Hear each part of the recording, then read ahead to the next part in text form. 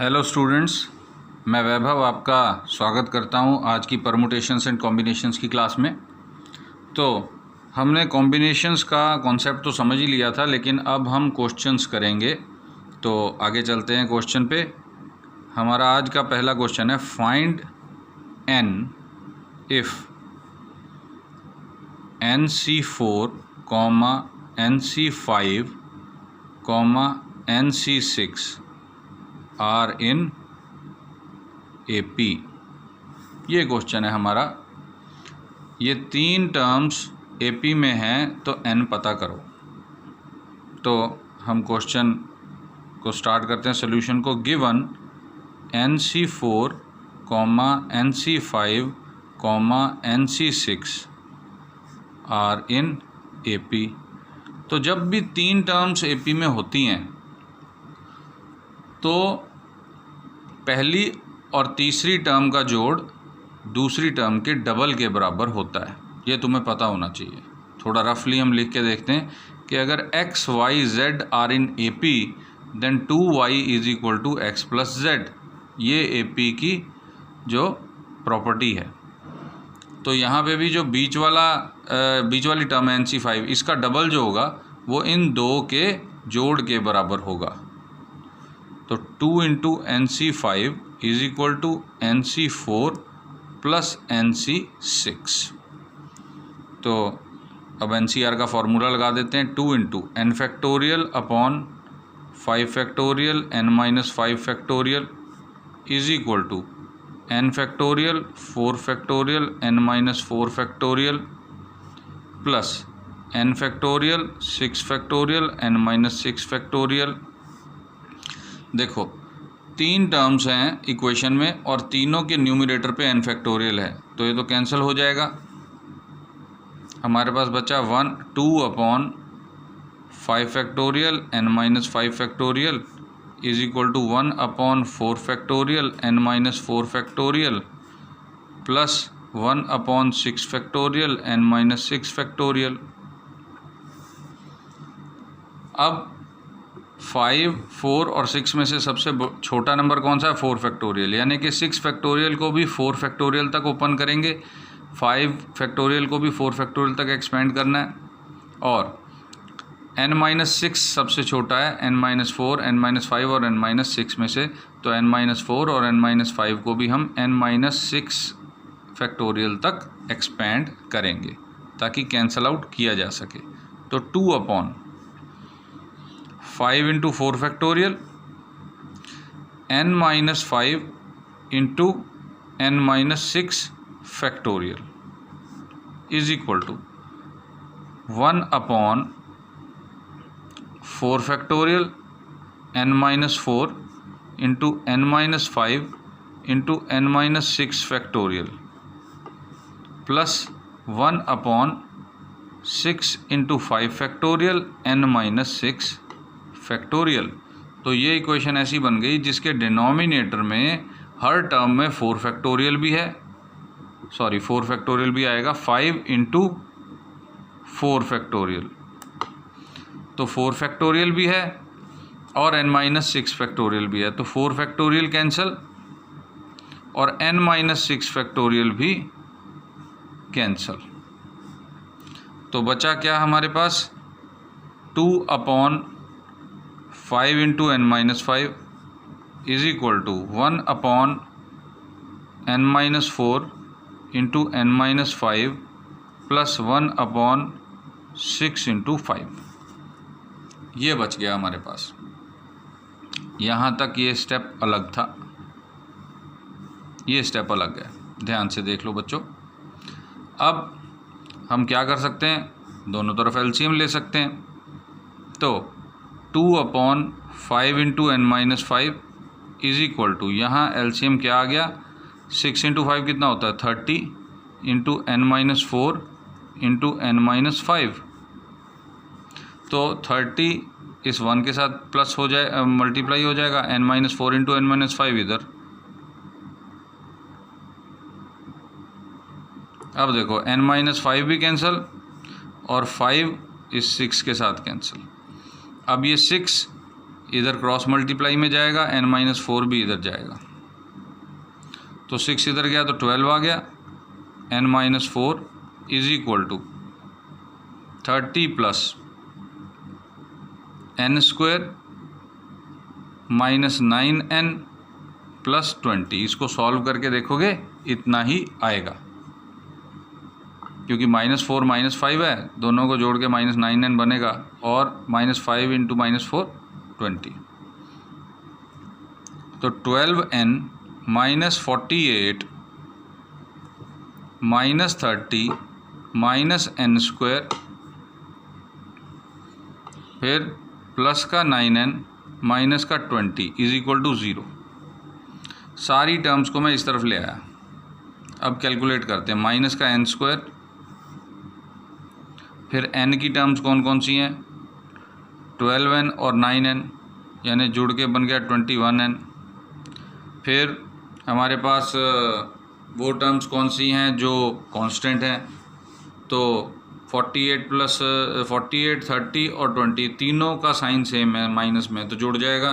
तो 48 और 30 को जोड़ेंगे तो 78 में 20 जोड़ा तो 98, तो -98 इज इक्वल टू 0। ये एक क्वाड्रेटिक इक्वेशन बन रही है।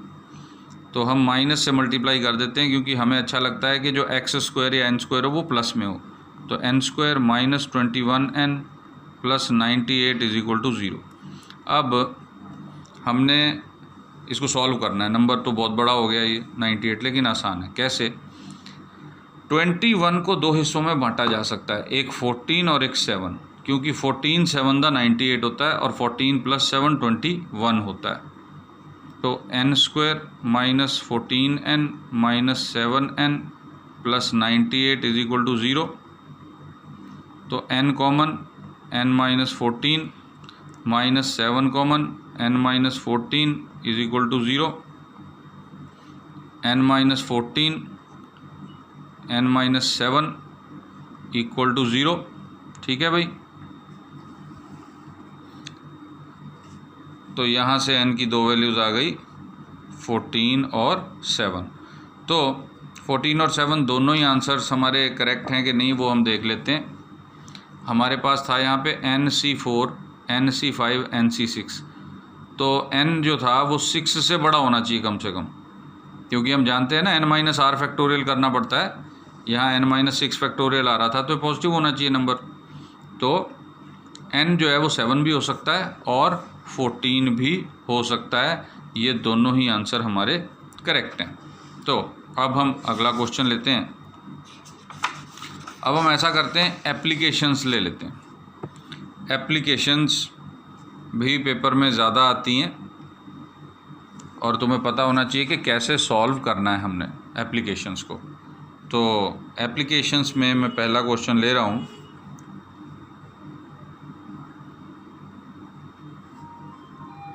A group consists of, बच्चों साथ साथ में क्वेश्चन नोट करते जाओ, तुम प्रैक्टिस कर सकते हो बाद में इसकी लेक्चर के बाद। A group consists of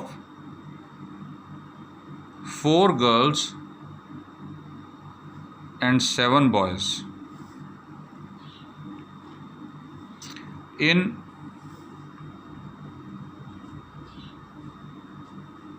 how many ways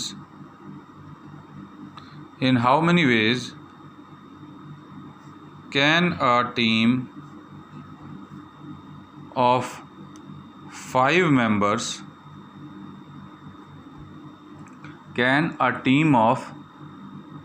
members be selected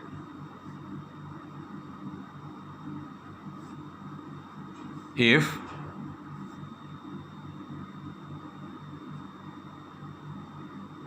the team has first part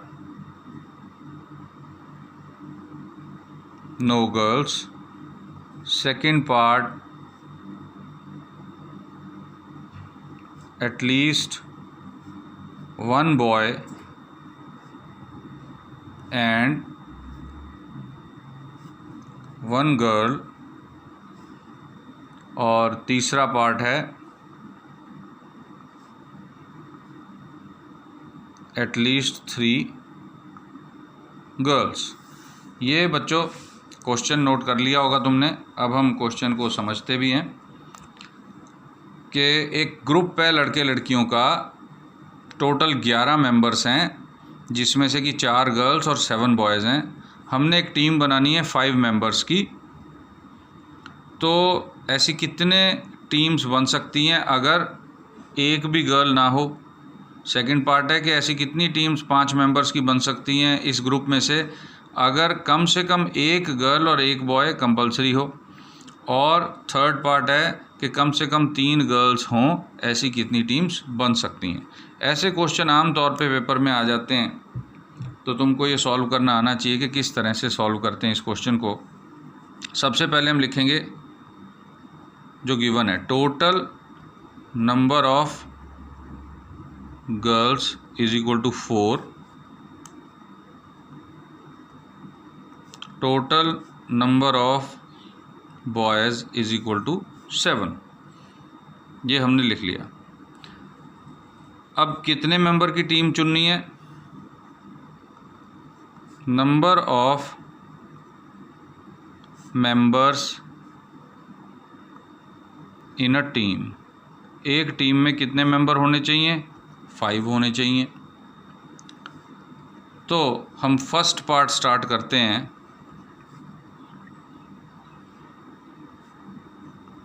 number of girls to be selected. कितनी गर्ल्स सिलेक्ट करनी है हमने फर्स्ट पार्ट में? नील या 0 भी लिख सकते हो तुम। कोई भी लड़की सिलेक्ट नहीं करनी, यानी कि 5 जो होंगे टीम में वो बॉयज़ ही होंगे। तो किस तरह से आएगा आंसर? यानी कि 5 बॉयज़ चुनने हैं 7 में से, इसका ये मतलब हो गया।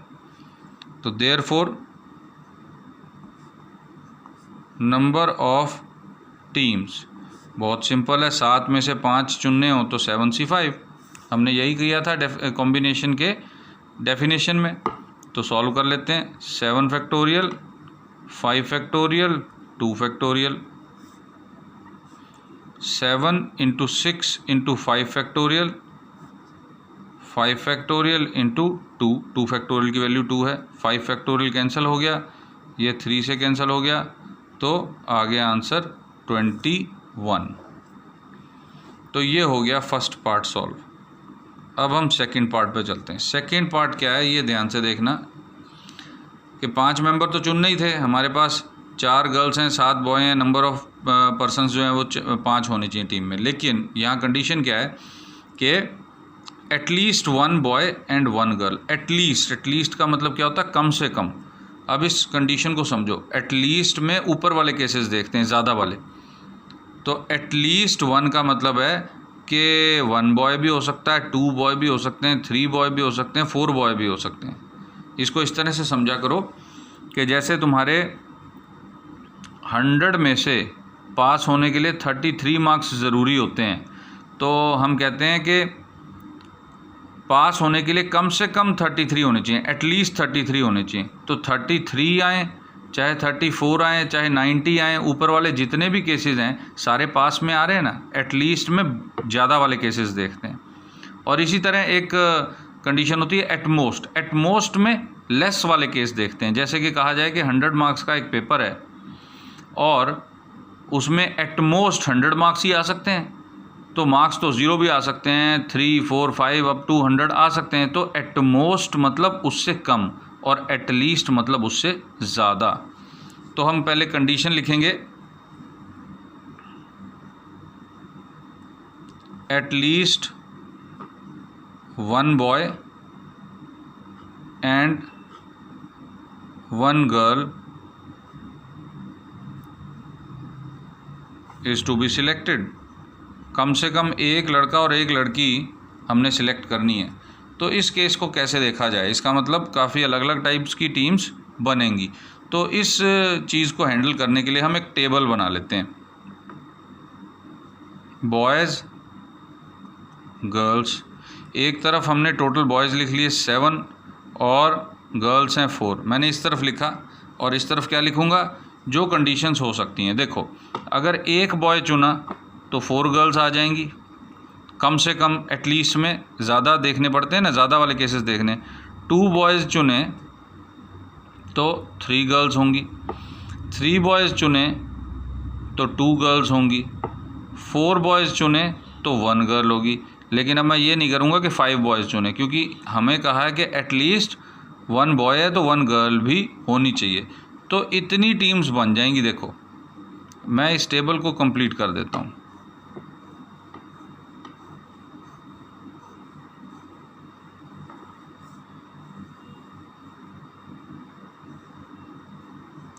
तो एक टीम तो ये बन गई, दूसरी टीम इस तरह बनेगी, तीसरी टीम इस तरह बनेगी, चौथी टाइप की टीम इस तरह बनेगी। तो 4 टाइप की टीम्स बन सकती हैं और सारी हमने टोटल करनी है कि कितनी डिफरेंट टीम्स हो सकती हैं। मतलब हमें पहले ये देखना होगा कि 1 बॉय वाली कितनी टीम्स होंगी, फिर हमने ये देखना होगा 2 बॉयज़ 3 गर्ल्स वाली कितनी टीम्स होंगी। तो ये सारे केसेस हमने जब देख लेने हैं तो इनको फिर प्लस भी कर देना है, तब हमारे पास आंसर आएगा। तो तुमको ये लिखने की ज़रूरत नहीं है, ये टेबल बना लोगे काफ़ी है। तो अब हम लिखते हैं therefore number of teams is equal to, देखो पहली टीम जो हमारी बन रही है वो 1 बॉय और 4 गर्ल्स के साथ बन रही है। तो कैसे बनेगी, बॉय 7 में से 1 चुनना है, मल्टीप्लाई 4 गर्ल्स में से 4 चुननी है। ये एक टीम तैयार हो गई। क्यों, देखो अगर एक बॉय हमने चुन लिया, उसके साथ एक बॉय चुन लिया, B1, गर्ल्स जो हैं चारों चुन ली, गर्ल 1 2 3 4, अब ये बॉय 2 बॉय 3 ऐसे है। तो देखो इस बॉय के साथ ये हमारे पास टीम बन गई, तो इस बॉय के साथ ये टीम बन गई, इस बॉय के साथ ये टीम बन गई। तो ये सारे मल्टीप्लाई होते जा रहे हैं। ये जो कॉम्बिनेशन है ये कितनी बार मल्टीप्लाई होगा, जितने की बॉयज़ हम चुन सकते हैं। तो 7C1 में 7 बॉय चुन सकते हैं ना हम, सातों में से कोई भी एक हो सकता है। तो उसके साथ ये चारों गर्ल्स की टीम जो बनेगी वो मल्टीप्लाई करके ही टोटल नंबर पता चलेगा कि एक बॉय और 4 गर्ल की टीम कैसे बननी है, कितनी तरह से बननी है। अब बिल्कुल ऐसे ही 7C2 multiply 4C3 plus 7C3 multiply 4C2 plus 7C4 multiply 4C1। देखो बॉयज़ 7 टोटल, गर्ल्स 4, तो 7 4 7 4 7 4 7 4। ये टेबल हमेशा किस केस में बनता है, या तो एटलीस्ट में बनता है या एटमोस्ट में बनता है। अगर एग्जैक्ट नंबर दिया हुआ हो, जैसे फर्स्ट केस था कि एक भी गर्ल ना हो, हमें पता था कि गर्ल्स कैसे आएगा इस टेबल में 0 5 ऐसे आ जाएगा, वो एक ही टाइप की टीम बननी थी, तो वो हमने कैलकुलेट कर ली। लेकिन ज़्यादा टाइप की टीम्स कब बनती हैं, जब एटलीस्ट या एटमोस्ट कहा जाए, तो उसमें ये टेबल बनाना हमारे लिए ज़रूरी हो जाता है। टेबल बना के ज़रा ईजी हो जाता है क्वेश्चन। हमें पता है 7C1 मल्टीप्लाई 4C4 एक हो गया, प्लस 7C2 मल्टीप्लाई 4C3 दूसरी टाइप की टीम हो गई, 7C3 मल्टीप्लाई 4C2 तीसरी टाइप की टीम हो गई, 7C4 मल्टीप्लाई 4C1 चौथी टाइप की टीम हो गई। तो ये टेबल बना के हमें ये कैलकुलेट करना आसान हो जाता है। तो अब हम इसको कैलकुलेट करते हैं। तो 7C1 जो है वो 7 होगा, 4C1 1, मैंने तुम्हें बताया था नीचे 1 हो तो ऊपर वाला नंबर आंसर, और अगर दोनों बराबर हो तो 1 आंसर। 7C2 कितना होगा, 7C2 अलग से कैलकुलेट कर लेते हैं हम। अंदाज़ा लगाओ, देखो 7 × 6 × 5 फैक्टोरियल तो कैंसिल हो जाएगा, अपॉन 2 तो ये 3 तो 21, मल्टीप्लाई 4C3 कितना होगा, अगर दोनों में एक का फ़र्क हो तो भी ऊपर वाला नंबर आंसर होता है 4। अब 7C3 कितना होगा ये भी कैलकुलेट कर लेते हैं। 7 इंटू ये कहाँ तक जाएगा, 4 फैक्टोरियल तक जाएगा। 7 × 6 × 5 × 4 फैक्टोरियल अपॉन 4 फैक्टोरियल इंटू 3 × 2 × 1, तो 4 फैक्टोरियल कैंसिल हो गया, और 3 इंटू 2 6 कैंसिल हो गया, तो 35 हो गया ये। तो 7C3 35 मल्टीप्लाई 4C2 कैलकुलेट करोगे तो 6 आएगा, प्लस 7C3 और 7C4 दोनों बराबर होंगे। क्यों? क्योंकि 4 और 3 का जोड़ 7 के बराबर है, तो 7C4 भी 35 ही होगा। 35 मल्टीप्लाई 4C1, नीचे फिर 1 आ गया तो ऊपर वाला नंबर आंसर 4। तो 7 प्लस 84 प्लस 35 इंटू 6 कितना होगा, देखो यहीं पे मल्टीप्लाई कर लेते हैं।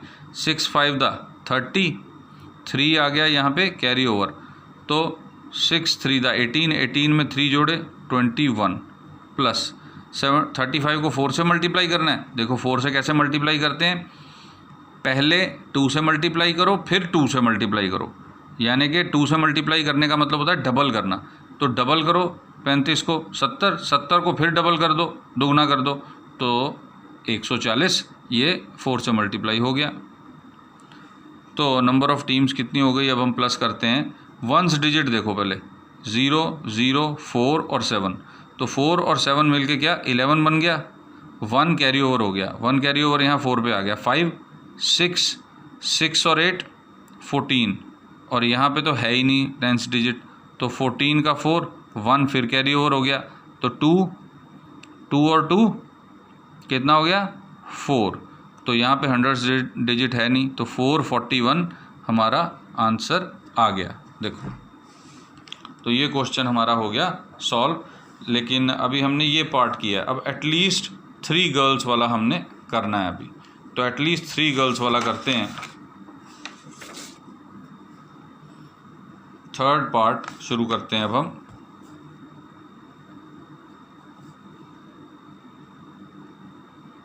At least 3 girls are to be selected, हमने 3 गर्ल्स को कम से कम सिलेक्ट करना है। तो क्योंकि फिर वही एटलीस्ट की टर्म आ गई, तो हम वो टेबल बनाएंगे, बॉयज़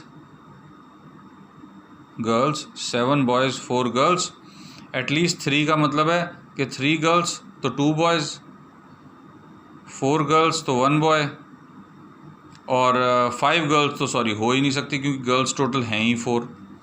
तो 2 टाइप की टीम्स बनेंगी। तो ये 2 टाइप्स की टीम, अब तो तुम जानते हो कैसे सॉल्व करना है इसको, हैं भाई। तो therefore number of teams is equal to 7C2 multiply 4C3 plus 7C1 multiply 4C4 is equal to 7C2 कितना कैलकुलेट किया था हमने, अगर हम देखें 7C2 को, तो हमने कैलकुलेट किया था 7C2 को 21 के बराबर, तो 21 मल्टीप्लाई 4 प्लस 7C1 7 होता है और 4C4 1, तो 84 प्लस 7 यानी कि 91 टीम्स बन जाएंगी। तो ये तो हो गया हमारा ये क्वेश्चन। अब अगला क्वेश्चन लेते हैं, find the number of diagonals in a decagon. Decagon क्या होता है? डेकागन होता है 10 साइडेड फिगर। डेकागन में कितनी साइड्स होती हैं? 10 साइड्स होती हैं, ये पता होना चाहिए तुमको। तो डायगोनल्स क्या होते हैं, हम एग्जांपल ले लेते हैं एक रेक्टेंगल की। रेक्टेंगल में 4 साइड्स होती हैं और 2 डायगोनल होते हैं। तो 4 साइडें होती हैं, तो 4 ही पॉइंट्स को जोड़ के कॉर्नर्स होते हैं। तो 10 साइडेड डेकागन में कितने कॉर्नर्स होंगे? इसी तरह जितनी साइडें उतने ही कॉर्नर, तो डेकागन में 10 कॉर्नर्स होंगे। तो हम स्टार्ट कैसे करेंगे? Number of vertices in a decagon is equal to 10। देखो हम वैसे तो कॉर्नर कह रहे हैं, लेकिन हम मैथमेटिक्स में वर्टिसेस कहते हैं ना, शिखर जिनको कहते हैं, शिखर। तो अब हम ये देखते हैं कि डायगोनल्स कैसे काउंट किए जा सकते हैं। हमारी वर्टिसेस हैं, हम अगर दो वर्टिसेस को ज्वाइन करते हैं तो एक साइड बन जाती है, और इसी तरह डायगोनल भी बन रहा है दो वर्टिसेस को ज्वाइन करके। तो हमारे पास टोटल वर्टिसेस, मैं रेक्टेंगल का केस ले रहा हूँ, कितनी है 4, और डायगोनल्स या साइड्स कैसे बननी है, एक बार में 2 वर्टिसेस को ज्वाइन करके। तो इस तरह से हम कितनी लाइनें खींच सकते हैं, देखो 4C2, eight a time 2 choose करने हैं ना तुमने 4 में से, ठीक है। तो 4C2, तो 4C2 होता है 6। अब अगर इसके डायगोनल्स निकालने हो तो तुम ये देखो कि अगर हमने यहाँ पर 4C2 किया है तो उसमें ये साइड्स भी शामिल हो गई रेक्टेंगल्स की, 1 2 3 4 5 और 6। तो इस 6 में से डायगोनल्स फाइंड करने के लिए इसकी कितनी साइड्स हैं वो माइनस करनी पड़ेंगी। तो जितनी साइड्स हैं उतने ही कॉर्नर्स हैं, तो 4 माइनस किया तो 2 डायगोनल्स। ये तो हमने वेरीफाई कर लिया सामने सामने ही डायग्राम बना के। अब हम डेकागन के लिए बिल्कुल इसी तरह करेंगे। तो डेकागन के नंबर ऑफ वर्टिसेस 10 है, तो therefore number of sides and diagonals is equal to, कैसे आएगा साइड्स एंड डायगोनल्स टोटल कैसे आएगा, 10C2। क्यों? क्योंकि 10 वर्टिसेस हैं। अगर तुम 2 vertices at a time 2 vertices को लेके ज्वाइन करते चले जाओगे तो साइड्स भी बन जाएंगी और सारे डायगोनल भी बन जाएंगे। इसको कैलकुलेट कर लेते हैं, 10 फैक्टोरियल अपॉन 2 फैक्टोरियल 8 फैक्टोरियल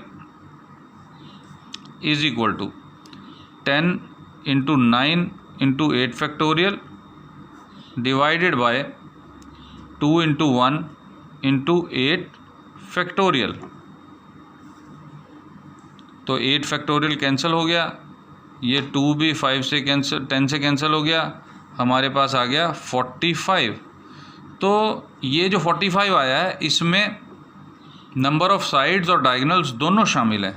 तो देयरफॉर नंबर ऑफ डायगोनल्स सिर्फ काउंट करने के लिए हमें क्या करना पड़ेगा, इस 45 में से 10 माइनस करना पड़ेगा, नंबर ऑफ साइड्स माइनस करनी पड़ेंगी, तो 35 डायगोनल्स बनेंगे।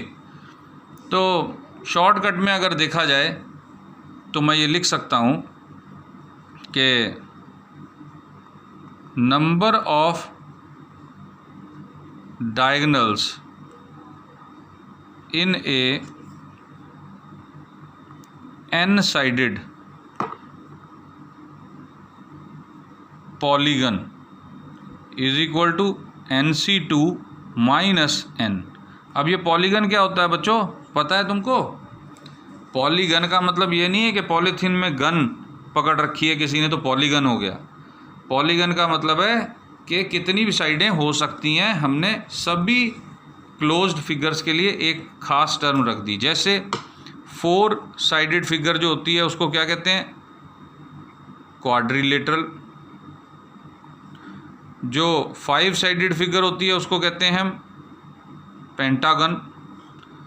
6 साइडेड फिगर होती है उसको कहते हैं हेक्सागन। तो 3 साइडेड फिगर को ट्राइंगल। तो ये सारे साइडें बढ़ाते चले जाओ पॉलीगन होते हैं, n साइडेड पॉलीगन। तो इसका मतलब क्या हो गया कि 4 साइडेड पॉलीगन क्या होता है, क्वाड्रिलेटरल। 5 साइडेड पॉलीगन कौन सा होता है, पेंटागन। 6 साइडेड पॉलीगन क्या होता है, हेक्सागन। इस तरह से तो डायगोनल्स निकालने हो तो ये फॉर्मूला अप्लाई होता है। और इस तरह से हर टाइप का क्वेश्चन मैंने ले लिया, एटलीस्ट एट मोस्ट के बारे में तुम्हें समझा दिया। अब तुम्हारी अपनी तैयारी होगी, तुमने खुद बुक के क्वेश्चंस को सॉल्व करना है और देखना है कि तुमको कितना समझ में आया। तो कॉम्बिनेशन का चैप्टर यहाँ पे कंप्लीट होता है स्टूडेंट्स, परमुटेशन एंड कॉम्बिनेशन का। तो हम अब अगले चैप्टर में मिलेंगे, तब तक वैभव की तरफ से बाय।